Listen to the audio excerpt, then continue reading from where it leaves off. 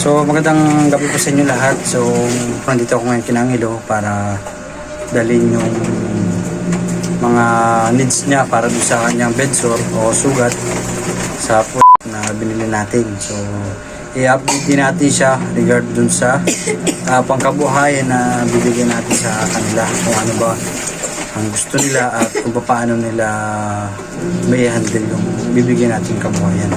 Kumaga po yun yung finalize natin na kung ano po talaga yung gusto nila. So tara, pasok po tayo dito sa Angelo. Hello, kamusta? Ayos lang. So ngayon po din sa Angelo ngayon. Hello, kamusta? Ayos lang po. So yung sugat mo, edi binili na kita ng pangailangan doon sa yung sugat. So kamusta naman ikaw? Okay lang, malakas-lakas na. So wala ka na naramdaman na iba ngayon? Medyo masakit lang yung likod. Bakit? Tadlam. Dahil taglamig. Ayan po si Angelo ngayon. Yan. So syempre, binila na rin kita ng Jollibee. Paako nga, Erika. Yun. So ayan po si Erika, si nanay ni Angelo. Yan. So ayan yung request mo sa akin na kanina. Ayun, nabasa ko lang kanina dahil may pinuntahan pa kami ni Kuya Renz mo. So ayan yung iyong Jollibee. Jollibee. Tsaka buksan mo yung loob. Nandyan yung yung palinis ng sugat mo. Kulit-kulit naman. Oh, pero kailangan din ng gamutin lagi yung sugat. May alcohol dyan, betadine. Tapos yung gasa. Nagasahan mo ba? Band-aid lang naman. Ayun. Pero mas maganda yan, gasa yan. Tapos aqua sinada. Anong ilan na? Napaawin namin dyan ay yung yung amoxicillin na may langis. Tapos na budbud nyo.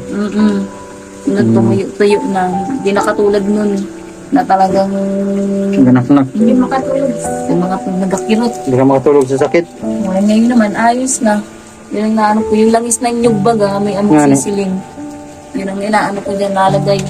So, ano ang finalize natin, Erika, ngayon? Doon sa kabuhayan na ibibigay sa inyo? Sabi ni Bensi lang, ay bigasan na lang daw. Bigasan. Tapos sa inyo naman mag-asawa. Basta pag kami nagpunta ni Renz dito, provide lang namin yung request ninyo. Na kung gusto nyong bigasan, edi Nagatinda baga yung bigas. Nagatinda ng bigas. Tapos itlog. itlog, tapos bigasan. Edi magawa pa tayo ng Ay siya nang bahala doon. nung tawag doon, yung bigasan, yung parang lagayan ng bigas. Si Tutit na. Siya nang bahala. So, yun nga po, at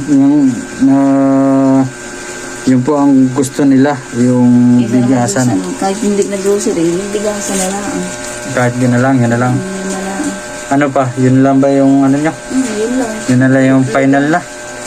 So, Angelo, matatanungin. Ano? Bigas ng tika, itlog. May kanin na, may itlog na mantika. Walang itlog, wala rin mantika. Ano ipirito? So, kung na lang, bigasan na lang talaga yung gusto nyo. Wala ka ba mensahe, Angelo, doon sa mga sponsor? Papasalamat po ako sa mga sponsor sa nagbigay sa akin. Maraming salamat rin kay Dong Tito Vlog at kay Renz Vlog. At lalo na sa taas, salamat po. Parang masayahin si Angelo ngayon, Parang Salamat po doon sa tumulong kay Angelo na magbigay ng puhunan. Malaking tulong po yun sa kanya. Maraming salamat po. Maraming salamat po lalong-lalo na kay Ma'am Betty tsaka po sa Team Hugong Bihero po. Maraming salamat sa inyo. So, Angelo, parang ikaw ay ngayon masaya ngayon Sobrang saya ngayon So, ngayon po ay nandito ngayon tayo kay Angelo. So, finalize lang po natin yung gusto nila para dun sa kabuhayan na ibibigay natin. At ganun pa man po, at ito po si Angelo, yung ating always na tinutulungan. So, nga pala, Angelo, ang marunong ka naman gumamit ni Eric, ano? Ito dahil, tapos bago maglinis ng sugat, magasa muna yung kamay para walang bakterya na.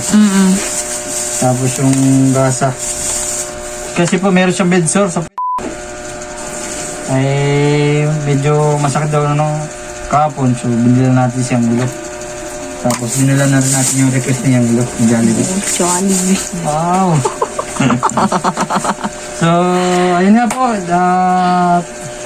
Maraming salamat po sa lahat ng mga sumusuporta kay Angelo. At sa lahat po ng Pugong Biyahero team. At sa pangunguna po kay Sir Paul. At ganoon po din po kay Ma'am Betty. At sa lahat po ng anonymous sponsor. So, sa lahat po ng gusto pang tumulong ay magiwala po kayo ng mensahe diyan sa Friends Vlog nang sa ganun po ay malaking tulong na po yung ibibigay niyo para kay Angelo. So, this is Don Bibi Vlog. So, peace out.